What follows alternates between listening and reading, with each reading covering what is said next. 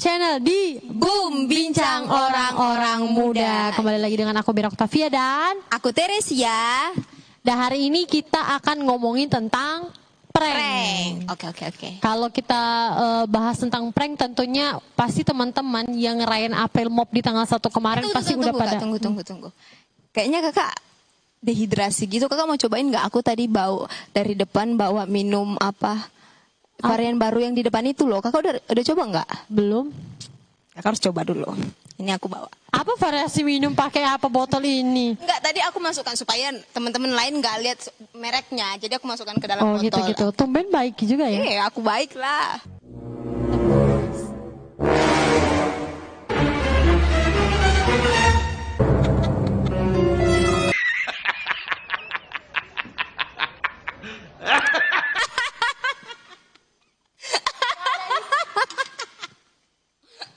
Gak ada isinya. April Mop, yeay, aku bos banget. Ini lagi ngomongin prank tapi bukan berarti aku juga di prank dong guys. Oke. Ya. Dan sebenarnya aku juga beberapa waktu lalu udah beberapa nonton video-video yang ada di YouTube tentang prank dan luar biasa buat ketawa sih. Tapi buat orang yang di prank kayak aku tadi tuh nyebelin. Seru buat orang yang ketawa. Oke, guys. Kalau kita bilang tentang prank, tentunya dalam April Mop kemarin banyak teman-teman yang akhirnya juga buat kejutan-kejutan yang ngerjain lah, kejutan-kejutan ngerjain teman-teman yang lain. Ada aku temuin juga hal-hal yang negatif, maksudnya kayak kasihan gitu loh sampai kayak ngerugiin. Tapi ada juga yang seru dan nanti kita akan tampilin videonya buat teman-teman nonton.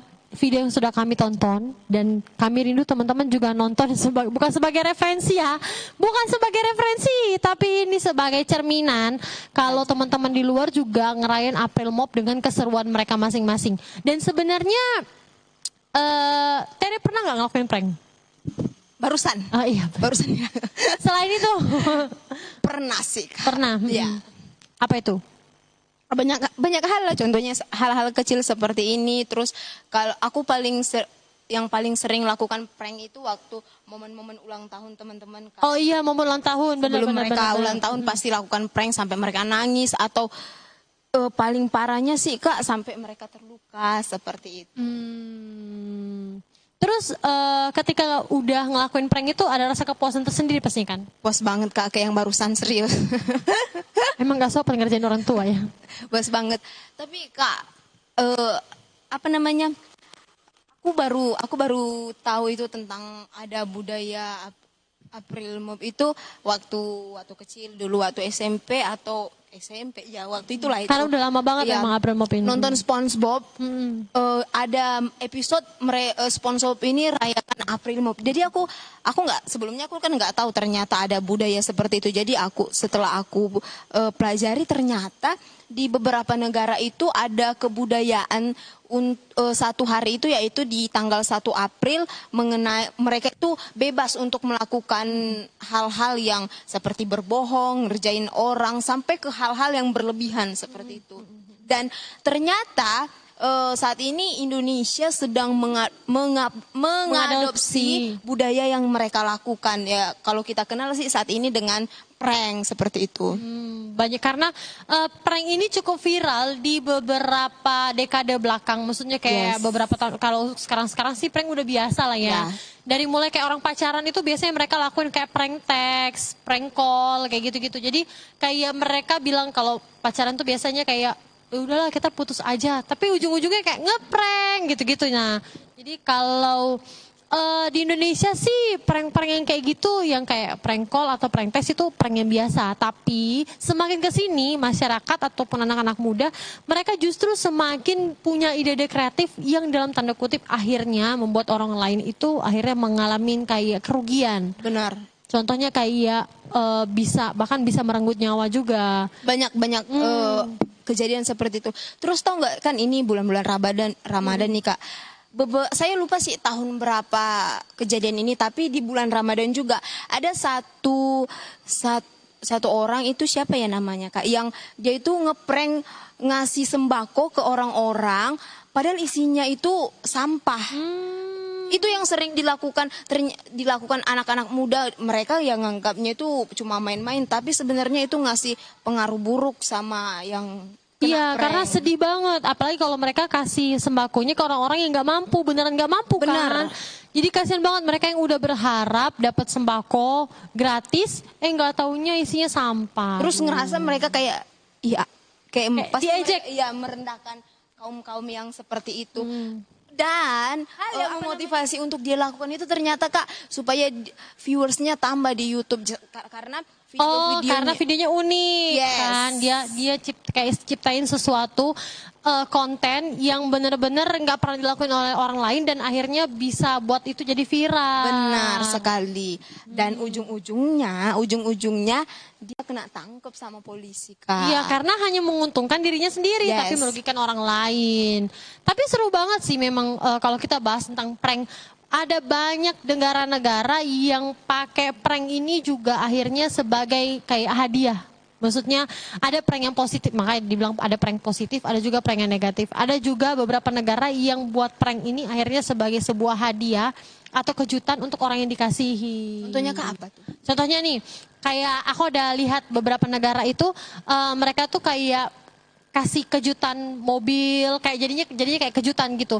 Tapi dibuat sedih dulu awalnya, tapi ujung-ujungnya kayak dikasih hadiahnya, endingnya dikasih mobil atau dikasih uang dan lain sebagainya, kayak gitu. Tapi awalnya dikerjain dulu kayak prank kayak gitu-gitu dan kamu sebenarnya mendapatkan hal ini kayak gitu. Tapi yang kalau saya perhatikan saat ini sih Kak, kebanyakan orang-orang itu melakukan prank ini untuk hal-hal yang negatif kayak beberapa waktu yang lalu juga ada sering itu kejadian ngeprank yang dia tuh berdandan seolah-olah kuntilanak, seolah-olah hantu, terus malam-malam itu dia di tengah Takut-takutin jalan, gitu kan. ya, kejutkan orang kan itu jadi dampaknya si yang terkejut itu jatuh dari motor nih contohnya. Bahkan kalau ada orang yang penyakit jantung bisa merujuk ke arah-arah yang lebih parah kan. Dan Seperti juga itu. ada juga yang kayak di kamar mandi.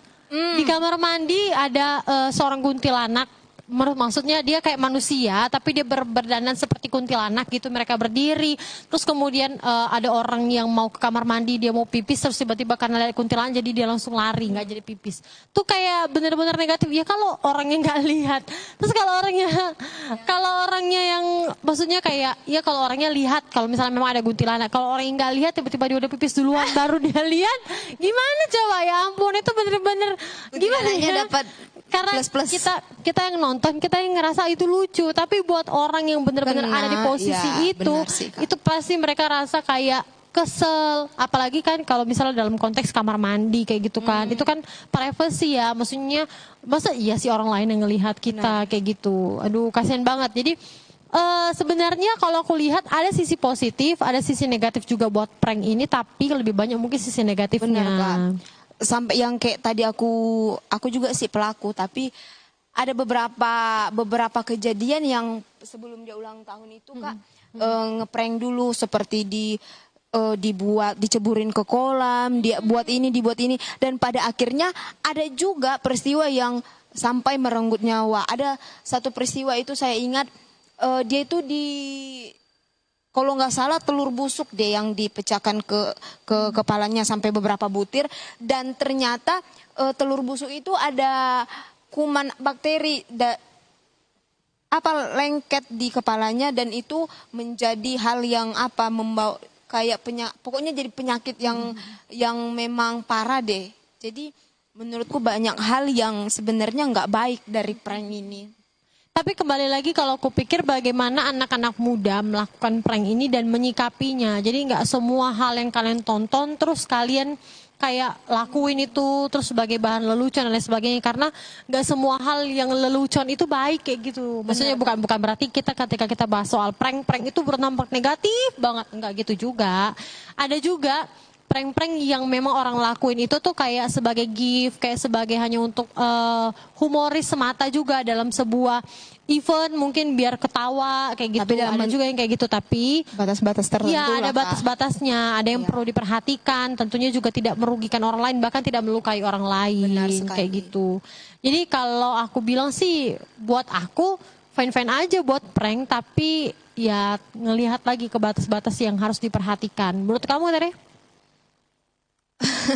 Aku nggak tahu sih Kak mau bilang apa, karena kalau aku perhatikan ya, kalau aku sendiri merasakan ternyata ada banyak prank ini justru lebih mengarah ke negatif. Banyak hal negatifnya. Ya, jadi kalau nggak perlu-perlu amat dilakukan, nggak usah lah. Kayak kalau kita memang mau ngasih sesuatu yang berkesan sama orang, kayak nggak perlu lah dengan perlu prank. ngeprank. Tapi cari cara yang lebih kreatif lain supaya dia bisa merasa wow seperti itu.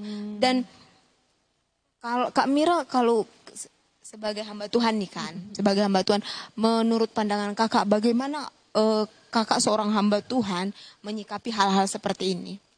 Tentu kalau kita melihat dari sudut pandang Alkitab, hal-hal yang bersifatnya menipu, hal-hal yang bersifat merugikan orang lain, bahkan bisa melukai orang lain, tentu itu hal yang tidak baik. Karena memang itu tidak diperkenankan dalam Alkitab. Dan tidak disarankan juga untuk melakukan hal-hal demikian, apalagi dalam konteks bercanda.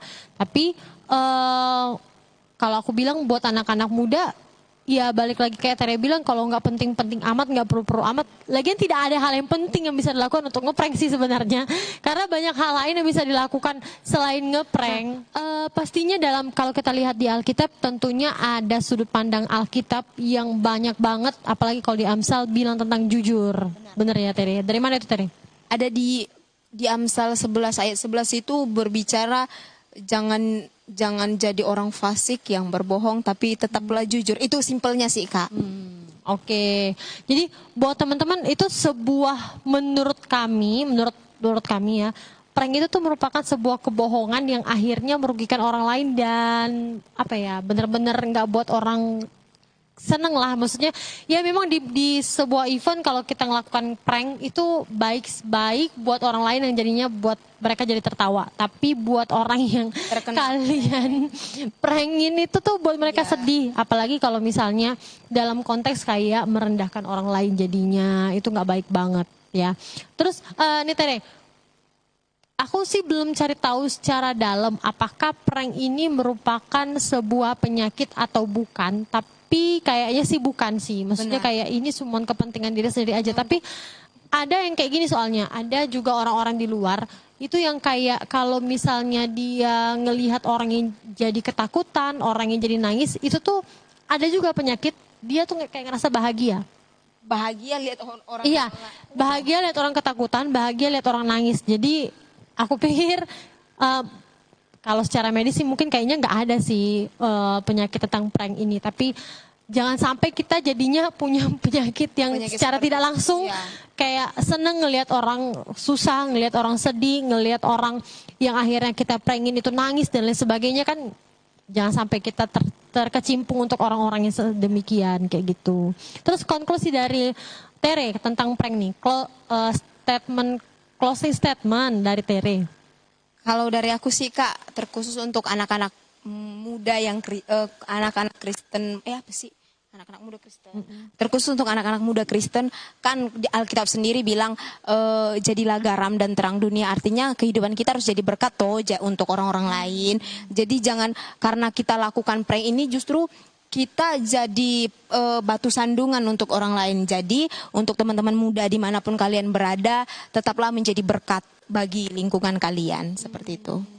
Iya, benar banget. Jadi tetap jadi garam, tetap jadi terang, tetap jadi berkat buat sekitar ya. Dengan cara kehidupan sehari-hari tentunya. Dengan tidak melakukan hal-hal yang negatif yang merugikan orang lain, akhirnya membuat orang lain menjadi sedih.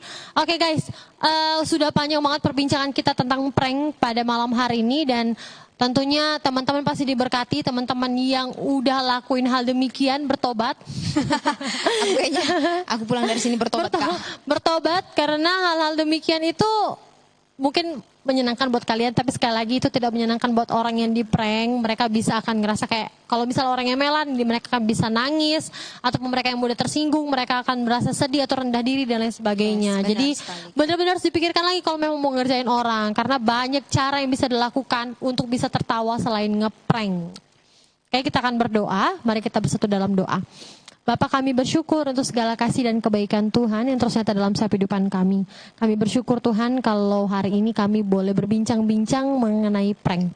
Tentunya ini menjadi budaya bagi dunia, tetapi kami rindu Tuhan, kami anak-anak Tuhan boleh senantiasa belajar untuk melihat hal-hal positif, hal-hal yang baik yang harus kami lakukan. Selayaknya kami menjadi orang-orang yang percaya kepada Tuhan, anak-anak Tuhan yang percaya kepada Engkau. Terima kasih Tuhan Yesus yang baik, terima kasih, dan kami rindu pikiran kami, perkataan kami, bahkan apapun yang boleh kami lakukan, tetap terus menjadi terang dan garam, menjadi terus teladan bagi orang-orang di sekitar kami, sehingga orang lain boleh melihat kami sebagai tubuh Kristus dan nantinya mereka boleh percaya kepada Tuhan. Terima kasih Bapak yang baik, terima kasih. Terpuji, termulia Engkau Allah hidup. Demi Kristus Yesus kami berdoa, haleluya. Amin. Amin. Oke teman-teman, diingatkan kembali buat teman-teman yang pengen sharing ataupun teman-teman yang ingin berbagi cerita teman-teman melalui kehidupan ataupun teman-teman punya kritik dan saran kepada kami, tim kreatif Bincang Orang-Orang Muda senantiasa menunggu setiap kritik dan saran teman-teman, bahkan cerita kalaupun ada yang pengen dibagiin. Jadi jangan sungkan untuk hubungin kontak person kami yang ada di bawah sini ataupun melalui media sosial kami. Nanti kami akan cantumkan juga di bawah sini. Dan Sekolah Tinggi Teologi Ebenezer membuka penerimaan mahasiswa baru buat setiap anak-anak muda yang ingin memenuhi panggilannya. Dan Sekolah Tinggi Teologi Ebenezer membuka 2 prodi, kependetaan dan espak. Jadi ditunggu setiap teman-teman yang punya hati untuk ingin memenuhi panggilan sebagai seorang hamba Tuhan. Nanti kita akan tulis linknya di bawah sini. Teman-teman bisa hubungin kontak person yang ada di dalam. Bahkan bisa mengunjungi linknya dan melihat syarat-syarat apa saja yang teman-teman bisa penuhi untuk bisa menjadi mahasiswa-mahasiswi Sekolah Tinggi Teologi Ebenezer. Oke teman-teman, jangan lupa untuk minggu depan tetap terus saksikan Boom di jam 20.30 live streaming di Facebooknya YPPI STTE di Boom Bincang Orang-Orang Muda. See you.